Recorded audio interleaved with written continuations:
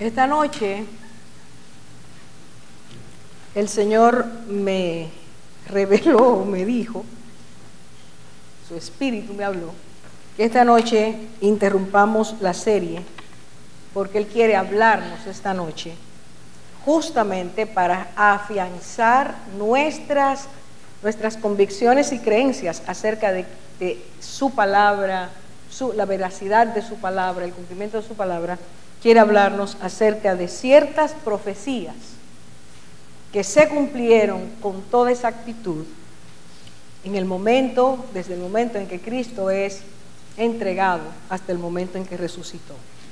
Si nosotros realmente creemos en la palabra de Dios, tenemos que comprender que una evidencia indestructible, una evidencia indubitable, es saber que todo lo que Dios dice, eso se cumple perfectamente. Siempre comento cuando escucho a los que denostan la palabra de Dios, a los que hablan mal, a los que son incrédulos, a los que viven con una pinza buscando a ver dónde Dios se equivocó, que justamente el no conocer a Dios y su palabra es lo que los hace moverse de esa forma. Quiero que empecemos con dos lecturas, o una básicamente, en Lucas capítulo 24. Y es muy importante que entendamos que esta lectura, Lucas capítulo 24, versículos 24 a 28 y luego 44 a 46 del mismo capítulo. Entonces Él les dijo: oh insensatos y tardos de corazón, para creer todo lo que los profetas han dicho. ¿No era necesario que el Cristo padeciera estas cosas y que entrara en su gloria? Y comenzando desde Moisés y siguiendo por todos los profetas, les declaraba en todas las escrituras lo que de él decían. Llegaron a la aldea a donde iban, y él hizo como que iba más lejos, y les dijo: estas son las palabras que os hablé, estando aún con vosotros, que era necesario que se cumpliese todo lo que está escrito de mí en la ley de Moisés, en los profetas y en los salmos.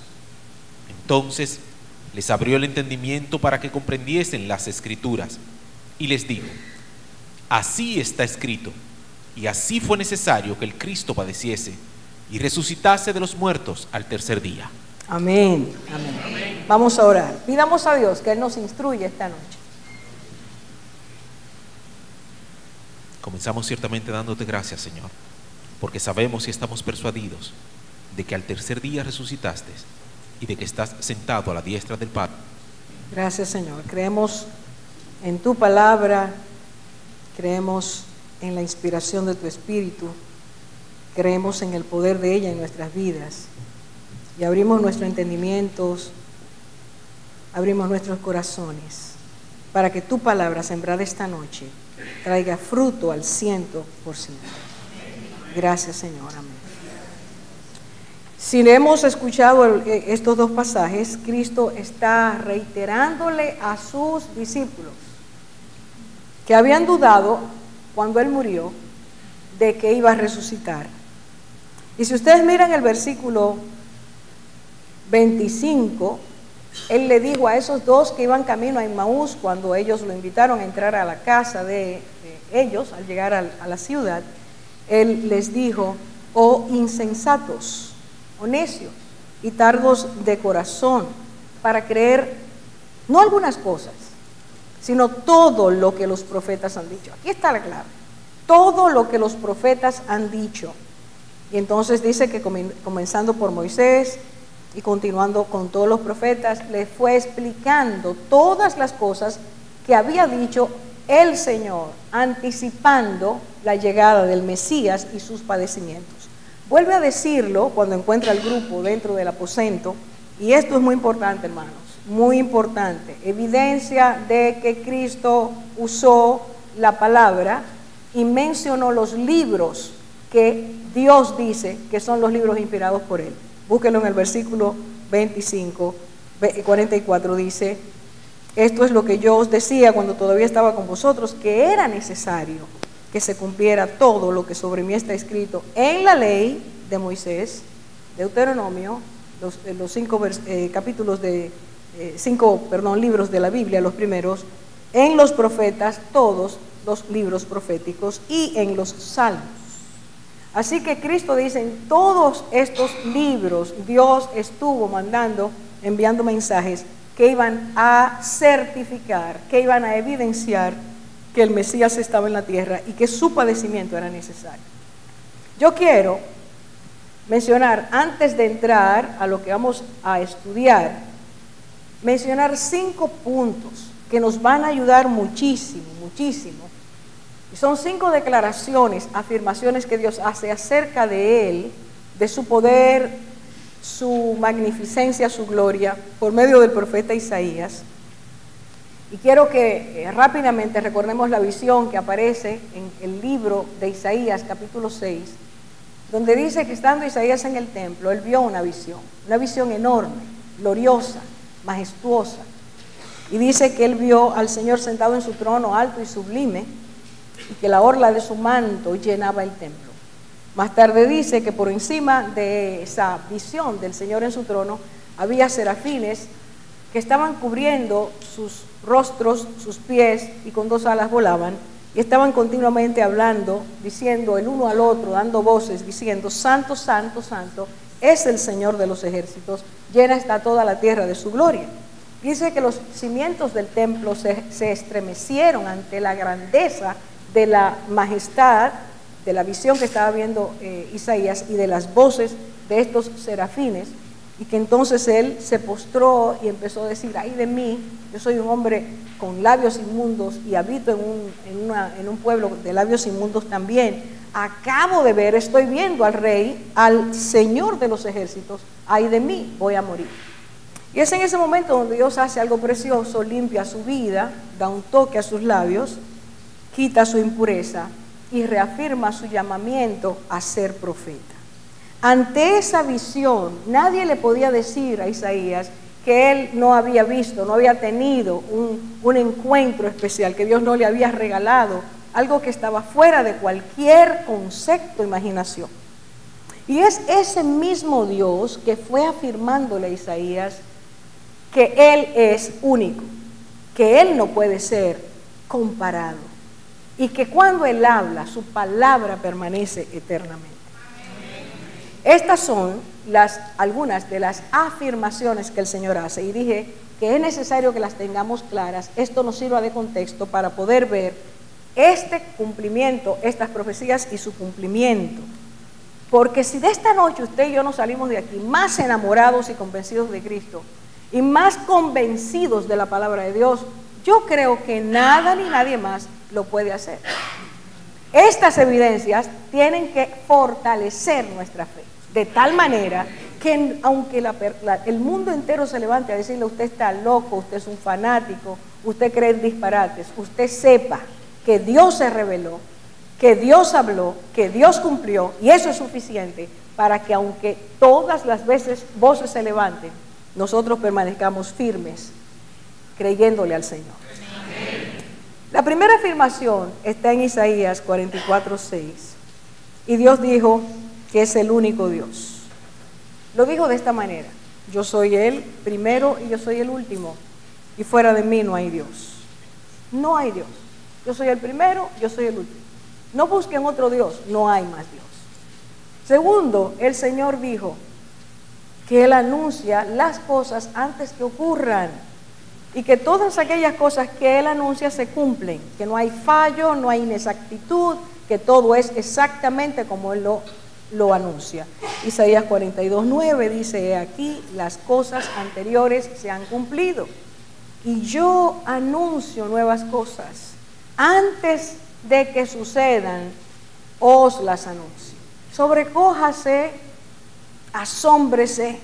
Dios está diciendo, ese que es el primero y el último, y fuera de Él no hay nadie más, está diciendo, las cosas anteriores, lo que dije antes, ya se ha cumplido, y ahora anuncio cosas nuevas.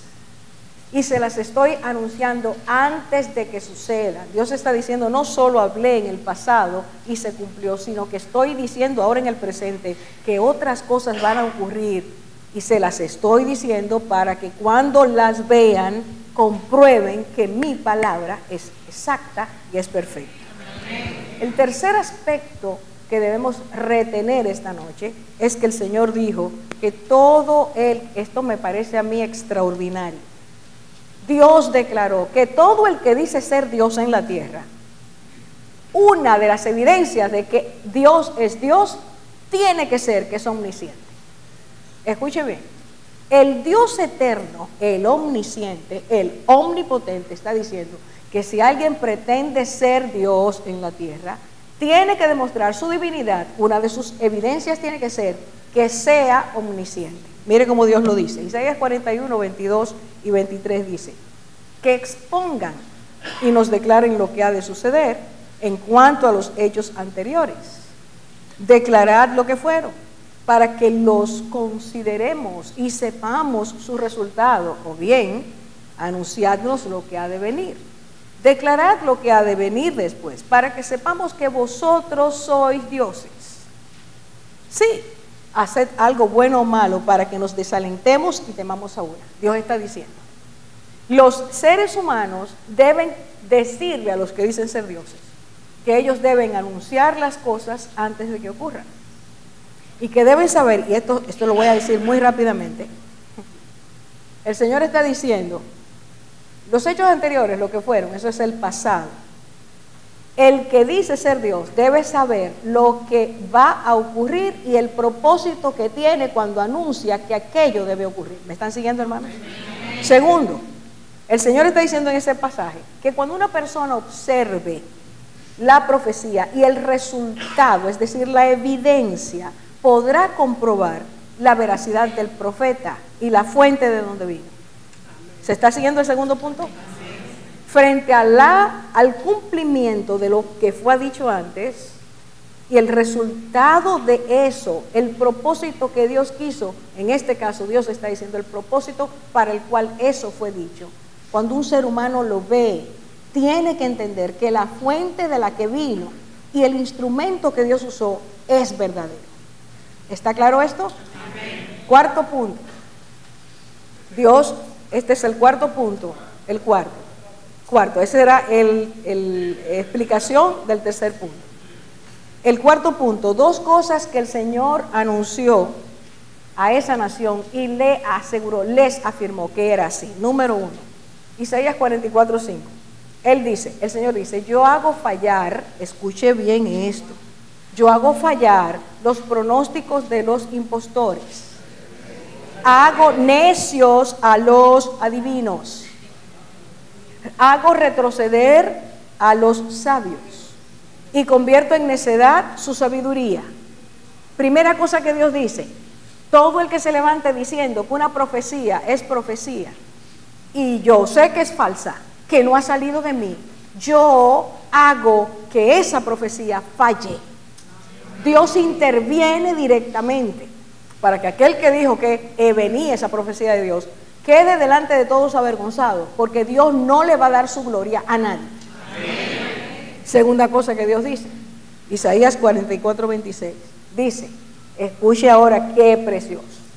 Yo soy el que confirmo la palabra a su siervo y cumplo el propósito de sus mensajeros. Y Dios está diciendo, así como hago fallar las palabras que se dicen que vienen de mí, así hago prosperar la palabra que yo dije que se dijera.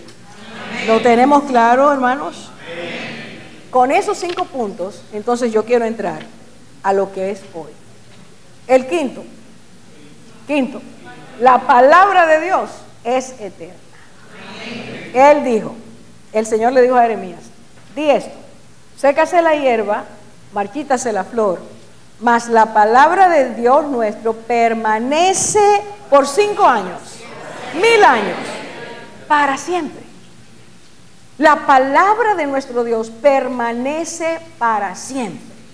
Ya tenemos este contexto y ahora sí podemos estudiar. Y lo que queremos estudiar en este momento es si todas las afirmaciones que Dios hizo acerca de lo que iba a ocurrir cuando Cristo fuera, el Mesías que venía, fuera apresado, entregado, maltratado, crucificado y resucitado, si todas estas cosas se cumplieron con exactitud. Y esta noche les he pedido a los jóvenes de Giglus y a los otros, no sé cuáles más, que ellos intervengan conmigo en este mensaje, y esta va a ser la dinámica. Vamos a leer lo que se dijo en el Antiguo Testamento. Uno de los jóvenes va a leer. Son 15 profecías que necesitamos estudiar esta noche. Va a leer lo que dijo el Antiguo Testamento. Entonces vamos a decir el tiempo en que esa profecía fue dicha. Y luego vamos a ver el cumplimiento de esa profecía en el momento en que Cristo es tomado, desde que es tomado hasta el momento en que resucita. ¿Está claro lo que vamos a hacer? Ponga atención, ponga atención. Primera profecía, y vamos a leer en el Salmo 41, 9. Salmo 41, 9, que lean el versículo. Sería traicionado por un amigo que comía con él. Dice el Salmo que sería traicionado el Mesías por un amigo que comía con él. ¿Cuándo fue dicha esta profecía? Esto es Dios que se lo comunica a David, y esto ocurre entre 1000 y 1300 años antes de Cristo. Por favor, por favor. Yo quiero saber si ustedes están aquí hoy. Esta profecía no ocurrió, no se dijo 15 años antes de que Cristo viniera, ni 3 días antes. Esta profecía Dios la envió entre 1000 y 1300 años, que es cuando se calcula que David estuvo reinando en la tierra de Judá. ¿Se entiende lo que estamos diciendo? Vamos a ver si eso se cumple. Voy a leer Mateo capítulo 26, Mateo 26, versículo 23, y dice: respondiendo él, es decir, Cristo, están sentados a la mesa, y dice Cristo, respondiendo él dijo: el que mete la mano conmigo en el plato, ese me va a entregar. No, ustedes no lo oyeron. ¿Usted ve lo que yo le digo a ustedes? Por eso entonces cualquiera viene por ahí y les hace un cuentito y le empieza la fe a fallar, porque no estamos afirmados en lo que la palabra dice. Estas son las evidencias. 1000 años antes, Dios dice, esto va a ocurrir. Y la noche en que están sentados allí, ese discípulo, que era uno de sus amigos, que durante más de 3 años había estado con él, que había comido con él, que habían estado juntos, ese es el que mete la mano en el plato, tal y como dijo el Salmo. Escuche, cuando Judas hizo eso, Judas ni se acordaba que esa palabra estaba dicha. ¿Me está siguiendo? Se cumple porque en él y su corazón estaba esa intención de entrega, y porque en ese momento él se dispone, escuche, el que tomaba, el que en el oriente, el que entraba el plato, la mano en el plato, es decir, cogía la salsa que estaba allí, junto con aquel que era el huésped de la cena o de la comida. Eso quería decir que la persona tenía gran intimidad con el que había invitado. No sé si usted me sigue. El Salmo dice, sería traicionado por un amigo que comía con él. Judas tenía la capacidad de poder hacer eso porque había intimidad, había comunión, era una persona cercana al Señor. ¿Entienden ahora? Nos vamos a la segunda profecía. Zacarías 11:12. Y les dije, si os parece bien, dadme mi salario, y si no, dejadlo. Y pesaron por mi salario 30 piezas de plata. Y pesaron por mi salario, ¿cuántas piezas de plata? 30 piezas de plata. Esa profecía fue dicha a través de Zacarías en el 570 a 475 antes de Cristo. ¿Se durmieron? 520 a 475 años antes de Cristo, Dios anunció eso, que sería entregado el Mesías pagarían por él 30 piezas de plata. Vamos a ver si se cumple con exactitud. Vamos a Mateo capítulo 26, versículos 14 y 15. Y dice, entonces, uno de los 12, que se llamaba Judas Iscariote, fue a los principales sacerdotes y les dijo, escuche bien. Él no dijo, denme. Él dijo, ¿qué me queréis dar? Y yo os lo entregaré. Él no le puso precio. Él dijo, ¿en cuánto ustedes me dan por él? ¿Y qué pasó? No le dijeron, bueno, Judas, te vamos a dar 100. Te vamos a dar 40. Sino que le dijeron 30 piezas de plata.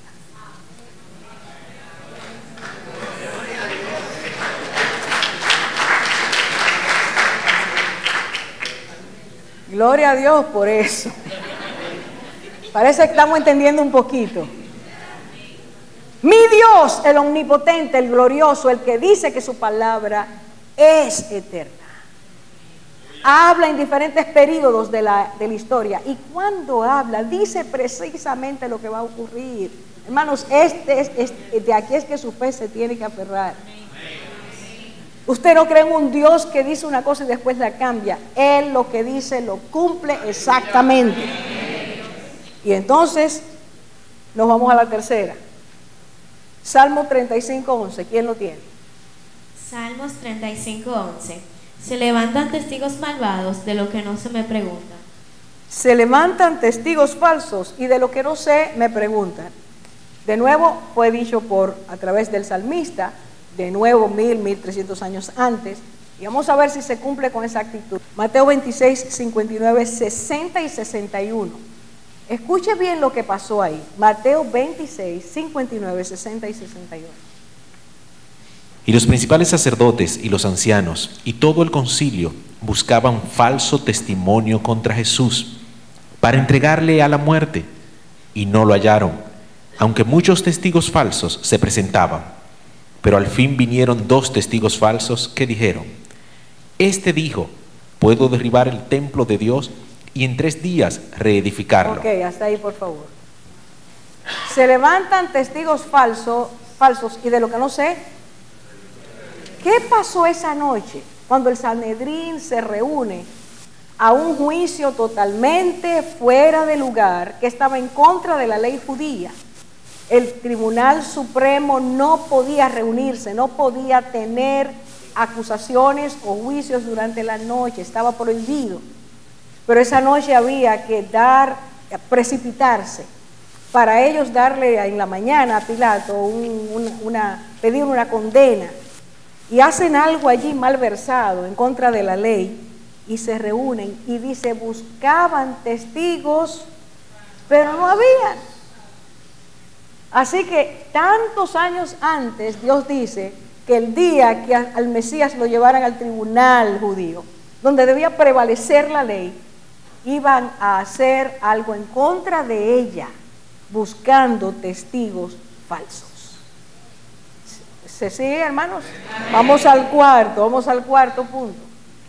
Isaías 53:7. ¿Qué dice allí? Isaías 53:7. Angustiado él y afligido, no abrió su boca. Como cordero fue llevado al matadero, y como oveja delante de sus trasquiladores. Enmudeció y no abrió su boca. Como cordero delante de sus trasquiladores, enmudeció, no abrió su boca, no dijo nada mientras lo acusaban. Mateo capítulo 27, versículos 12 hasta 14, dice la palabra del Señor. Y siendo acusado por los principales sacerdotes y por los ancianos, nada respondió.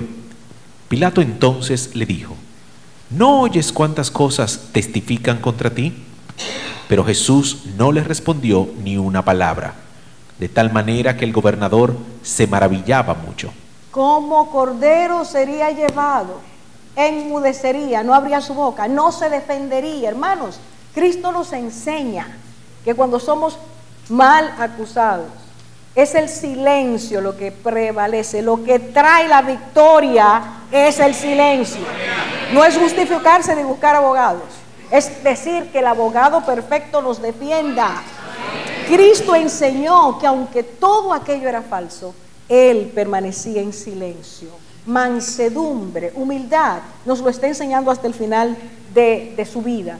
¿Y qué es lo que dice? Que aquello que había dicho el Señor 700 años antes de Cristo se cumplía en ese momento con toda esa actitud. Gloria a Dios. Gloria a Dios. Yo no sé si usted lo puede entender.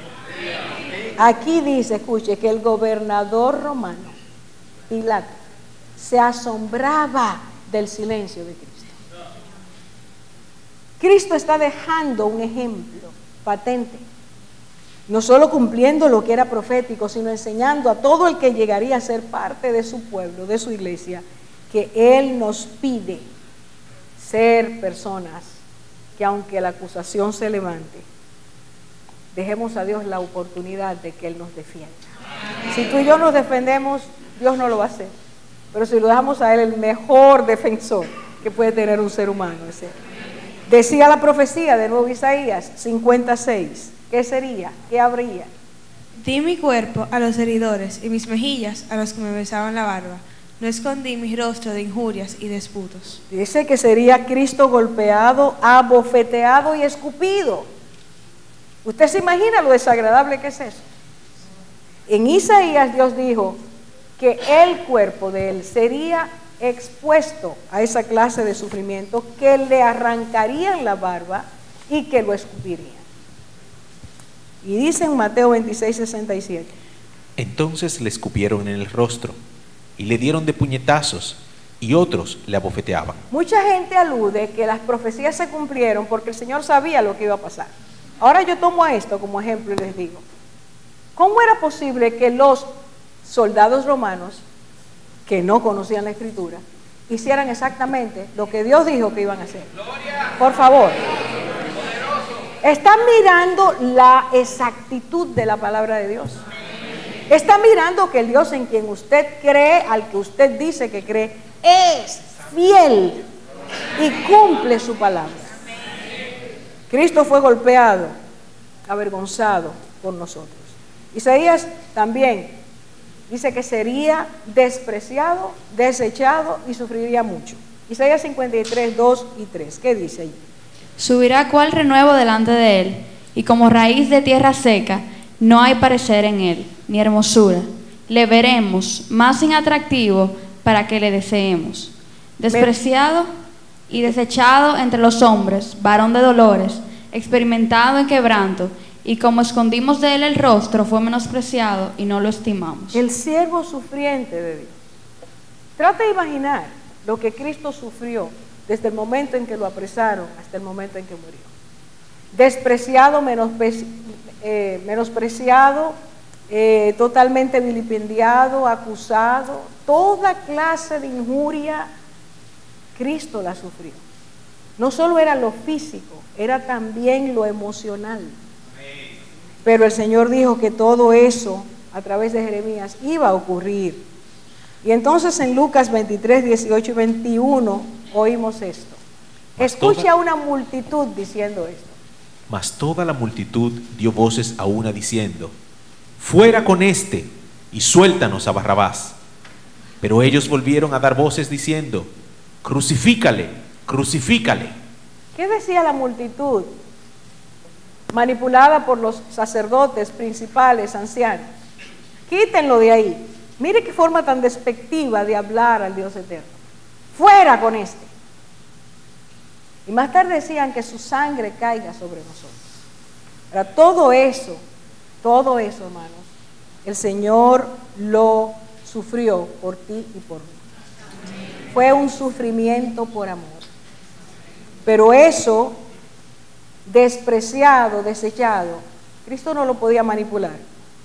Eso ocurrió porque el corazón de las personas estaban en esa condición y así reaccionaron ante Él. Así que en Isaías, nuevamente lo que dijo el Señor se cumple. Séptima evidencia, sería contado entre pecadores. Isaías 53, ¿quién lo tiene? Por tanto, yo le daré parte con los grandes, y con los fuertes repartirá despojo, por cuanto derramó su vida hasta la muerte, y fue contado con los pecadores. Y fue contado. Sí, y perdón. fue contando con los pecadores, habiendo él llevado el pecado de muchos y orando por los transgresores. Así que Cristo fue contado entre los pecadores. Así decía la profecía. De nuevo, 700 años antes. ¿Qué significaba que sería contado entre los pecadores? Vaya conmigo a Lucas, versículo 33, por favor. Y cuando llegaron al lugar llamado de la Calavera, le crucificaron allí, y a los malhechores, uno a la derecha y otro a la izquierda. Aquí está. Cuando llegaron al lugar que se llamaba la Caravela, crucificaron al Señor Jesús. Y dice a los malhechores, sabemos que eran dos ladrones, uno a la izquierda, otro a la derecha. ¿Dónde estaba Cristo? Y dijo la profecía, será contado entre los pecadores.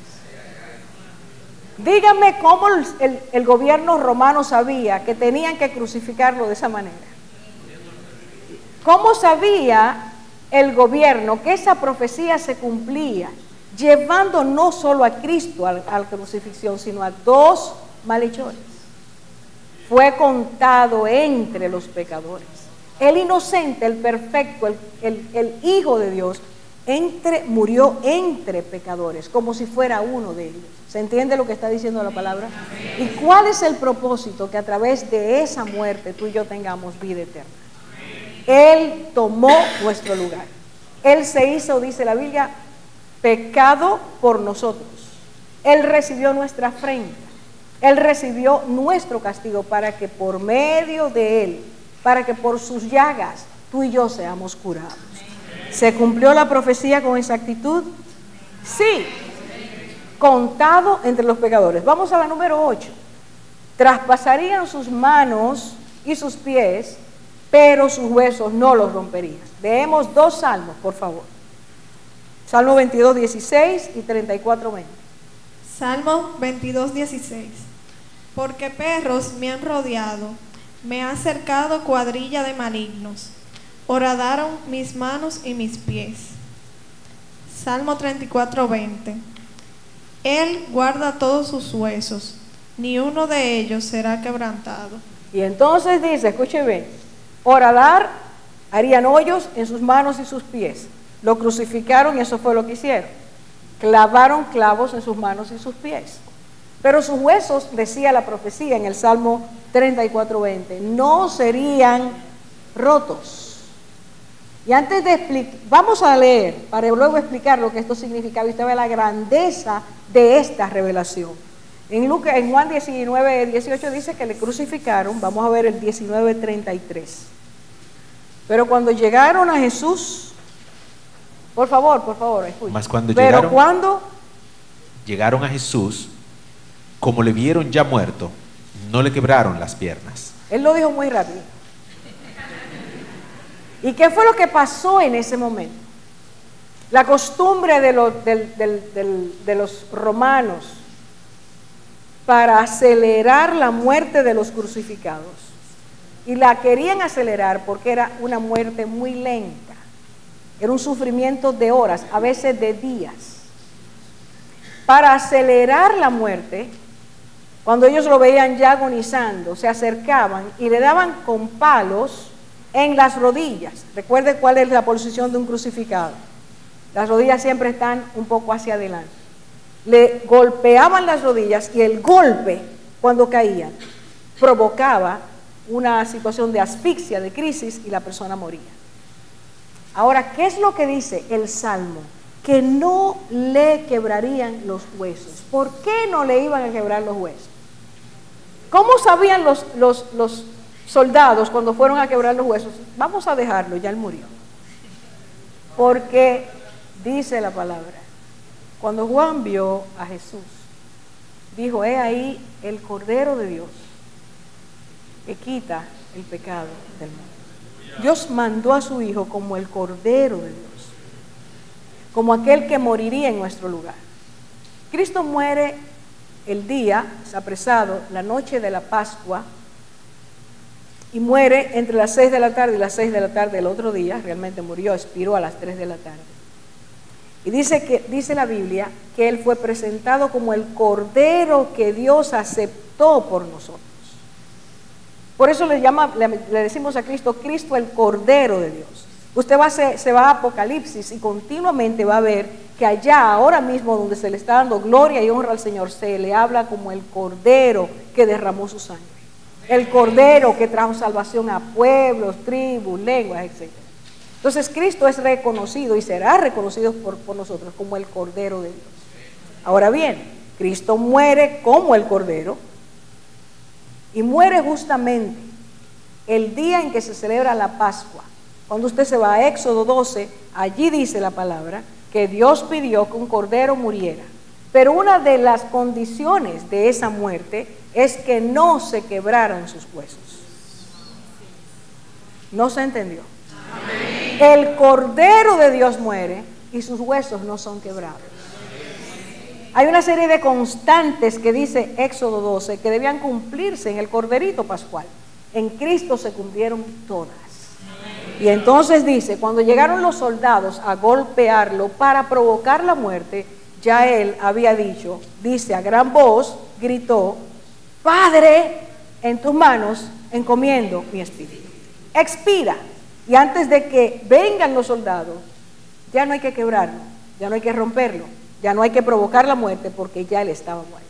¿Se está siguiendo, hermanos? Bien, nos vamos entonces al número 9 de las señales. Número 9, los soldados se iban a sortear el manto real. ¿Qué dice Salmo 22, 18? Ustedes recuerdan que Herodes les regaló un manto en burla, en forma de burla. Era un manto muy costoso, manto real, se lo regaló Herodes. Y este manto, dice a Cristo, lo desnudaron, le pusieron eso y le dijeron, camina por las calles hasta que llegues al lugar de la calavera. Cristo fue expuesto a toda vergüenza. Y entonces cuando llega allí, le quitan antes de ser crucificado el manto real. Y los soldados empiezan a decir, no lo vamos a romper, vamos a leerlo ahora, pero yo quiero que el Salmo 22, 18, el joven que lo tiene lo lea, por favor. Hola, Salmos 22, 18. Repartieron entre sí mis vestidos y sobre mi ropa echaron suerte. ¿Repartieron qué? Y sobre mi ropa se cumplió esto. Váyase rápido a Juan 19, 23 y 24. Cuando los soldados hubieron crucificado a Jesús, tomaron sus vestidos e hicieron 4 partes, una para cada soldado. Tomaron también su túnica, la cual era sin costura, de un solo tejido de arriba a abajo. Entonces dijeron entre sí, no la partamos, sino echemos suerte sobre ella, a ver de quién será. Esto fue para que se cumpliese la escritura, que dice, repartieron entre sí mis vestidos, y sobre mi ropa echaron suertes. Alábelo, por favor. Escuchen, hermano. Los soldados no sabían que eso estaba escrito. Y si hubieran sabido que estaba escrito, se hubieran burlado de eso. Porque eran totalmente ateos, idólatras. ¿Qué es lo que Dios dijo? Anticipándose al tiempo, anticipándose al futuro, Él declaró que esto iba a ocurrir. Que ese manto real, que se lo entregaron a Cristo unas horas antes de que Él fuera crucificado, en forma de burla. Dios dice, con eso lo van a sortear. No van a romperlo porque cuesta tanto que el que le saliera a la lotería, ese se quedaba y iba a tener un dinerito en ese momento. ¿Qué nos está diciendo Dios nuevamente, hermanos? Que Él cumple su palabra. Vamos a la próxima profecía. El Señor dice que durante su crucifixión se burlarían de Él. Salmos 22, 7 y 8. Todos los que me ven me escarnecen, estiran la boca, menean la cabeza, diciendo, se encomendó a Jehová, líbrale él, sálvale, puesto que en él se complació. Así que durante la crucifixión, en un momento tan triste, había una multitud riéndose del Señor. Eso fue anticipado por Dios en el Salmo capítulo 22, 7 y 8 que acabamos de leer. Ocurrió así. Váyase por favor a Mateo 27, versículo 31. Mateo 27, 31. Después de haberle escarnecido, le quitaron el manto, le pusieron sus vestidos y le llevaron para crucificarle. Versículos 39 y 40.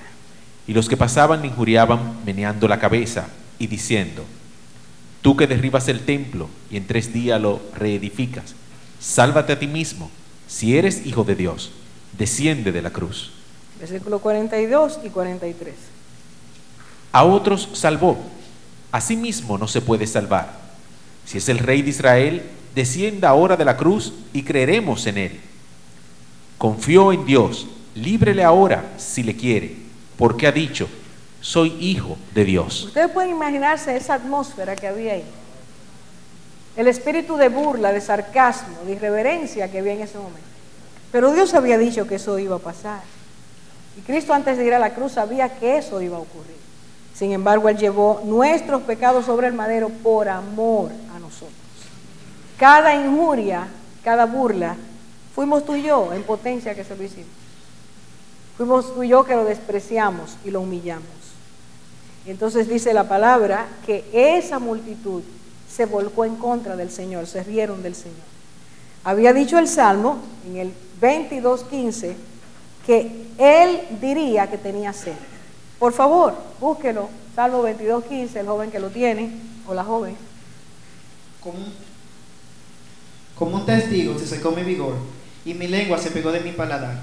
Me has puesto en el polvo de la muerte. ¿Y mi lengua? Se pegó de mi paladar, y me has puesto en el polvo de la muerte. Entonces está diciendo que tendría, se deshidrataría, se le pegaría a la lengua. Cuando uno tiene sed, ¿qué le pasa? Casi no puede tragar. Yo quiero que usted lo busque en el Juan capítulo 19, versículo 28. Juan 19, 28.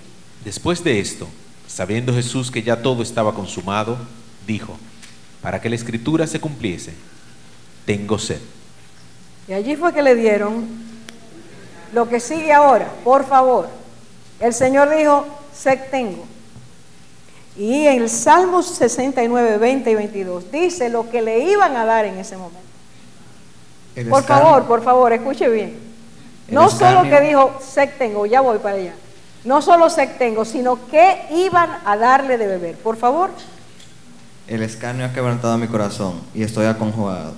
Esperé quien me complaciese de mí y no lo hubo, y consoladores y ninguno hallé. Me pusieron además y él por comida, y mi sed me dieron a beber vinagre.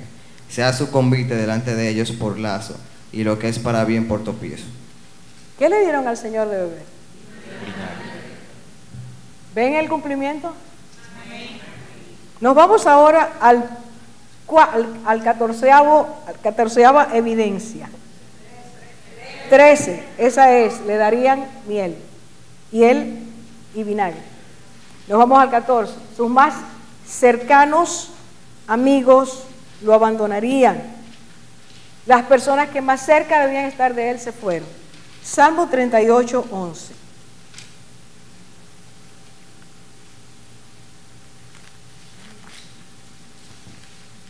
Salmo 38, 11. Mis amigos y mis compañeros se mantenían lejos de mi plaga, y mis cercanos se han alejado. ¿Puedes leerlo de nuevo? Mis amigos y mis compañeros se mantienen lejos de mi plaga, y mis cercanos se han alejado. Dicen mis amigos, ¿y quiénes? Mis compañeros. ¿Dónde estaban? Lejos. Vamos a ver si eso ocurrió así. Váyase a Mateo 26, 31. Entonces Jesús les dijo: todos vosotros os escandalizaréis de mí esta noche, porque escrito está: heriré al pastor y las ovejas del rebaño serán dispersadas. Y ahora nos vamos a Mateo capítulo 14. Marcos, perdón, capítulo 14.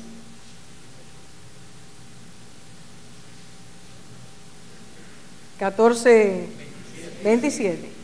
Entonces Jesús les dijo: todos os escandalizaréis de mí esta noche, porque escrito está: heriré al pastor y las ovejas serán dispersadas. Así que el Señor mismo anunció que sus más allegados se irían de él. Y realmente, cuando Cristo fue apresado, ¿quiénes salieron huyendo? Los que más lo amaban, o de los que más lo amaban, se fueron.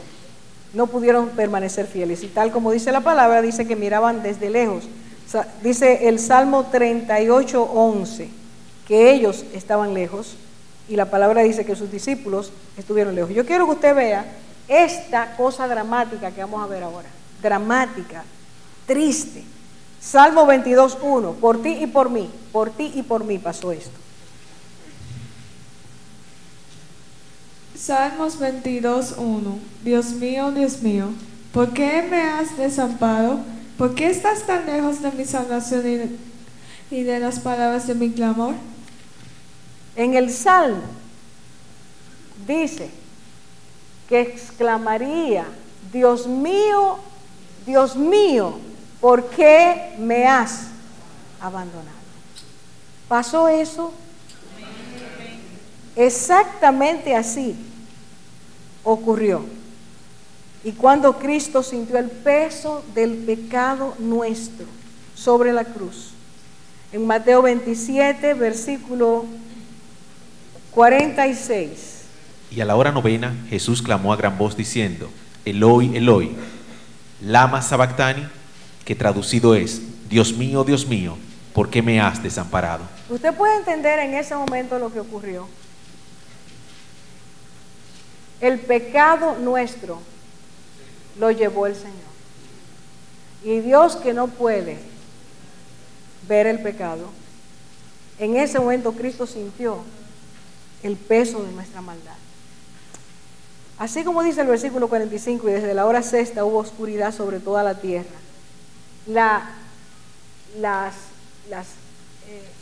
Los demonios, Satanás, sus legiones, incitaban a la multitud a gritar en contra del Señor, a que hubiera burla, hubiera en ese momento una atmósfera de burla, creyendo que habían vencido, porque Él estaba muriendo. Y en ese momento Cristo siente el abandono del Padre. Nosotros no tenemos capacidad para entender la intensidad de esa experiencia, pero tú y yo sí podemos decir que hoy, porque Cristo está en nuestras vidas, porque Cristo ha venido, nos ha salvado, nosotros hemos sido librados de pasar la muerte eterna lejos del Padre. En ese momento Cristo cargó nuestro pecado. Por eso tenemos que agradecer todo el tiempo y no podemos ser personas que menospreciemos lo que es la salvación. Que solo a veces le digamos a Dios gracias porque tú me salvaste, sino pensar cada día, en ese momento Él me estaba librando de que yo pasara la eternidad sin Dios. Y dijo: Dios mío, tal como el Salmo lo había dicho, me has abandonado. ¿Por qué siente que lo abandonó? ¿Por el pecado o por el sufrimiento que Dios llevaba? No, el sufrimiento físico no era lo que Cristo estaba sintiéndolo, pero eso no era lo que pesaba. El abandono de Dios quiere decir, por eso dijo, es imposible de entenderlo por nosotros, pero en ese momento todo el pecado nuestro cayó sobre Él. Porque Cristo muere y su muerte tiene el poder de que todo el que crea en Él, le crea, lo reciba, reconozcamos nuestra condición de pecado. Si creemos que Él murió en lugar de nosotros, en ese momento la salvación viene a nuestras vidas, la limpieza de nuestro pecado, y se inicia la vida en Cristo. Pero en ese momento, para que eso ocurriera, tenía que haber un cordero que expiara nuestra culpa, y eso es lo que Cristo hace. Y en ese momento el Dios eterno, el verbo que se hace carne, la parte de el Dios Padre, Hijo, Espíritu Santo, esa parte, el verbo que toma nuestra forma, sufre un desprendimiento. Nosotros no podemos entender lo que eso significa, la intensidad de eso, pero por amor Cristo lo hizo y se expuso a eso para que nosotros podamos decir: la muerte eterna no tiene autoridad sobre nosotros. Ese es el punto. Entonces la palabra dice que Él encomendaría su espíritu a Dios. En el Salmo 31:5, rápidamente lo estamos leyendo. Salmo 31:5. Salmos 31:5. En tu mano encomiendo mi espíritu, tú me has redimido, oh Jehová, Dios de verdad. En tus manos encomiendo mi espíritu. ¿Pasó eso así? ¿Qué dice Lucas 23, 46?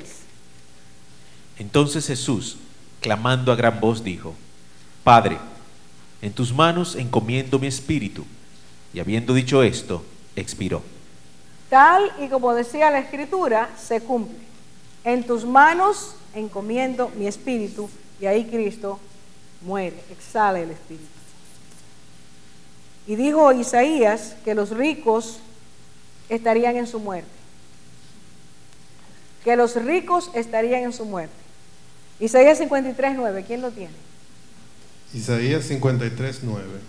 Y se dispuso con los impíos su sepultura, mas con los ricos fue en su muerte. Más con los ricos fue en su muerte. ¿Y qué quiere decir eso? Tenemos que ir a Juan capítulo 19, 38 a 40 para entenderlo. Mire qué precisión. Juan 19, 38 a 40. Después de todo esto, José de Arimatea, que era discípulo de Jesús, pero secretamente por miedo de los judíos, rogó a Pilato que le permitiese llevarse el cuerpo de Jesús, y Pilato se lo concedió. Entonces vino y se llevó el cuerpo de Jesús. También Nicodemo, el que antes había visitado a Jesús de noche, vino trayendo un compuesto de mirra y de áloes, como de 100 libras. Y lo envolvieron, tomaron pues el cuerpo de Jesús y lo envolvieron en lienzos, con especias aromáticas, según es costumbre sepultar entre los judíos. Y en el lugar donde había sido crucificado había un huerto, y en el huerto un sepulcro nuevo, en el cual aún no había sido puesto ninguno. José de Arimatea pide a Pilato el cuerpo de Cristo, se lo entregan, y él rápidamente, junto con Nicodemo, 2 hombres ricos, preparan una sepultura rápida y lo entierran, lo sepultan, lo colocan en un sepulcro nuevo que era posiblemente de José de Arimatea. ¿Quiénes lo enterraron en su muerte? ¿Entre quiénes murió y fue crucificado? Se está mirando los contrastes, y todo esto fue dicho por Dios antes de que ocurriera. Pero no se quedó en la tumba. ¡Aleluya! La palabra de Dios dice,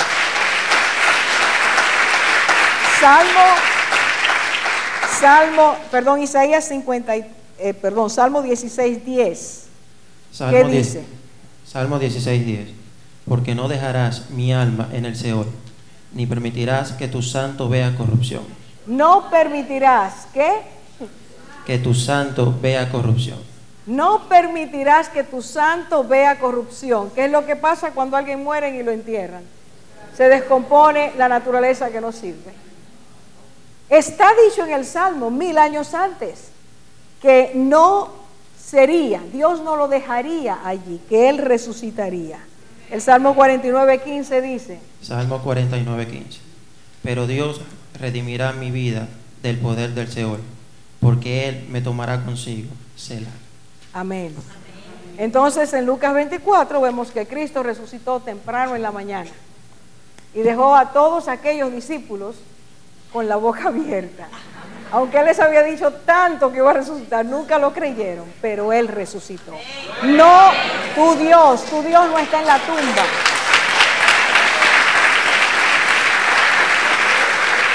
Esta es una de las verdades más preciosas, gloriosas, extraordinarias. Nuestro Señor no está en la tumba, Él resucitó. Busquen ahí los grandes maestros de la historia, los grandes filósofos y sabios, y estarán en sus tumbas, si no es que han regado por ahí las cenizas. Pero nuestro Señor resucitó. Y esa resurrección asegura nuestra resurrección. Él dijo: el que cree en mí, aunque esté muerto, vivirá. ¿Crees esto? Esa promesa es para todo el que la crea. Y terminamos con esto. No solo resucitó, sino que ascendió de nuevo a su reino. Salmo 68:18. ¿Qué dice? Salmo 68:18. Subiste a lo alto, cautivaste la cautividad, tomaste dones para los hombres y también para los rebeldes, para que habite entre ellos Jehová Dios. Dice la palabra que Él llevó cautiva la cautividad y ascendió a lo alto. El Señor resucitó y ascendió. No se quedó en la tierra. No es verdad que se casó con María Magdalena y que tuvo unos hijos por ahí. El Señor Rey eterno volvió a su reino.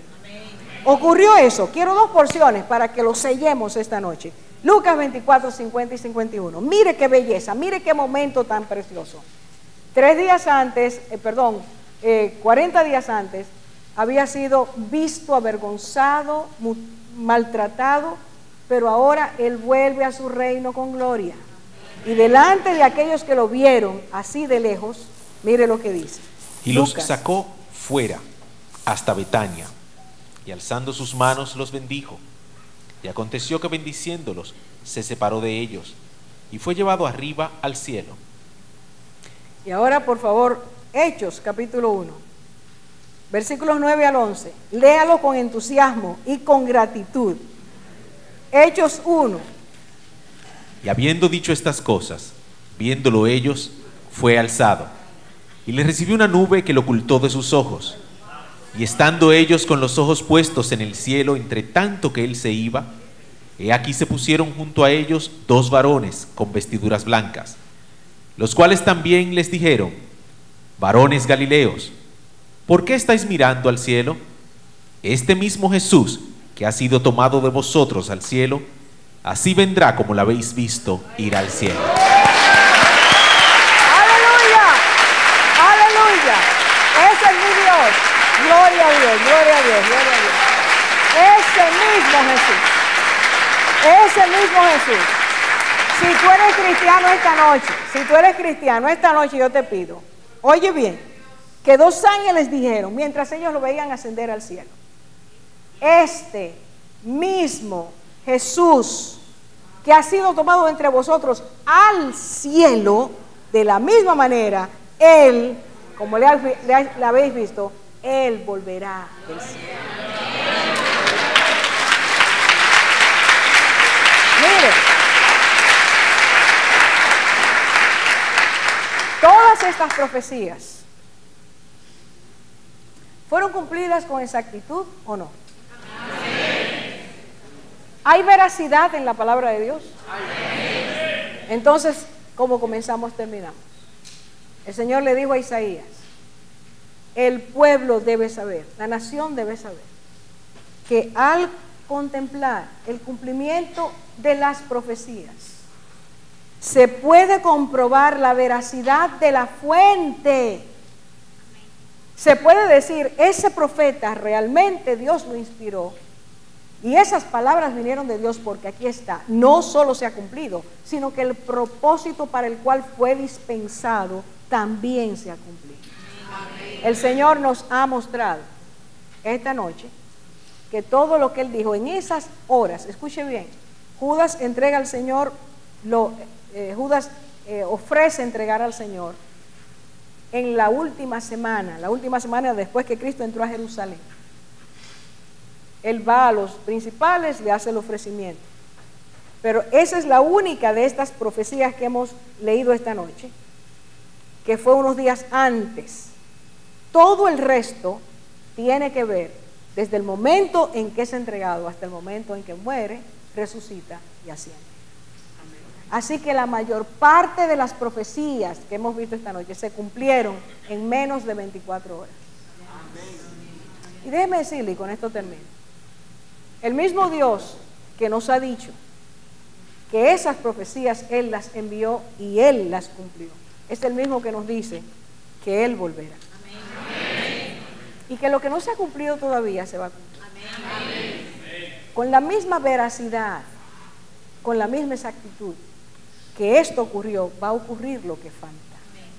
Por lo tanto, Él espera que cuando tú y yo veamos lo que se ha cumplido y veamos la fuente del que vino, nosotros nos preparemos para esperar con gozo, con certeza, con convicción a ese Jesús que vendrá a buscar su iglesia. Todo lo que está ocurriendo en este tiempo es un aviso ante nuestros ojos de la evidencia de la perfección de la palabra de Dios. Yo quiero esta noche, como dije al principio, salgamos de aquí con los ojos más claros.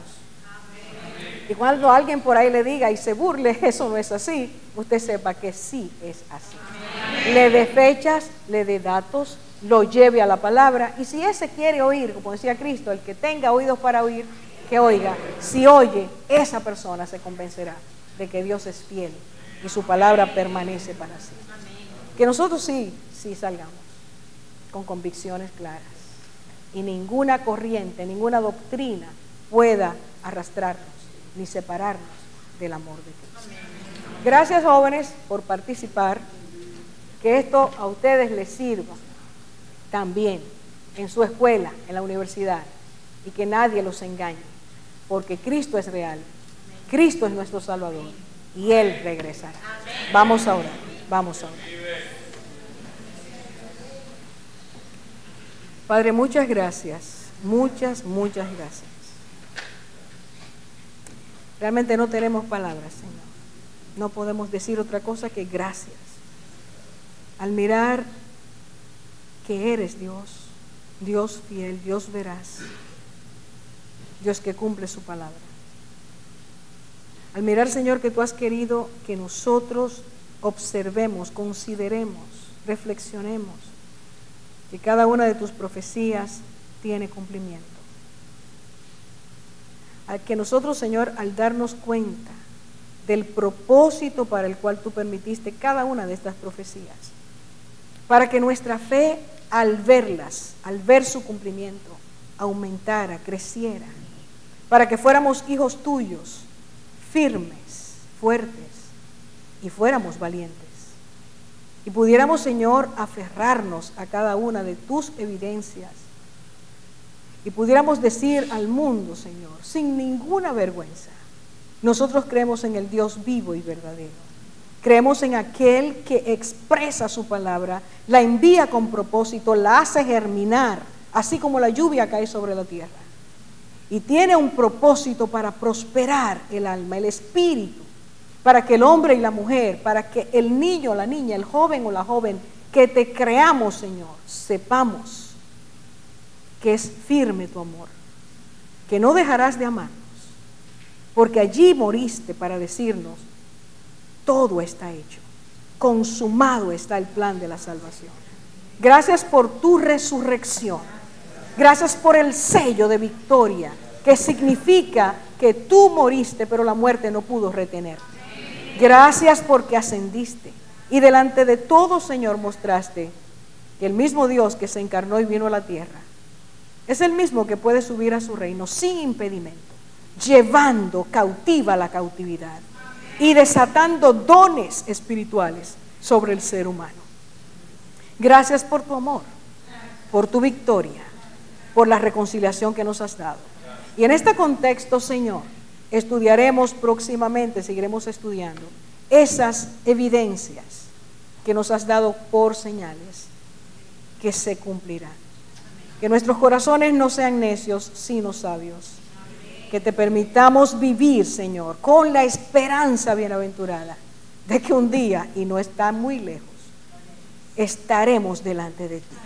Y te adoraremos, y te bendeciremos, y te honraremos, y seremos transformados. Y ya no nos pareceremos a lo que éramos antes, a una vida llena de tropiezos, de pecados, de caídas, sino que seremos hombres y mujeres a los cuales tú llamarás vencedores. Te alabamos y te bendecimos. Recibe nuestra gratitud esta noche, Señor. Recibe nuestra gratitud. Recibe nuestra gratitud. Dale la gloria a Dios. Afirma tu fe en este momento. Dale gracias a Dios por la veracidad de su palabra. Adoremos al Señor, adoremos al Señor. Eres digno, Señor, de nuestra alabanza. Gracias, Padre, gracias, Señor, gracias, Señor. Gracias, Señor, gracias, Señor.